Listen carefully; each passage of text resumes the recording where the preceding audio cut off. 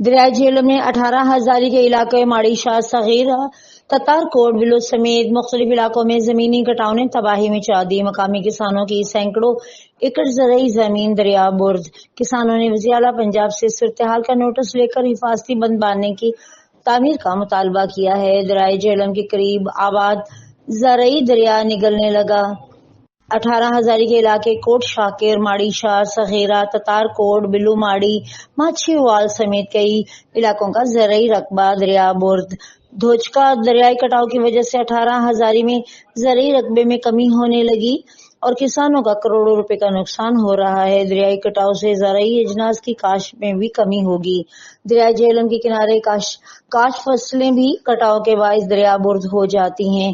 کئی ایکڑ کے مالک کسانوں کے پاس اب چند ایکڑ ہی زمین بچی ہے اور چند ایکڑ مالکان کے پاس چند کنال زمین بچی ہے۔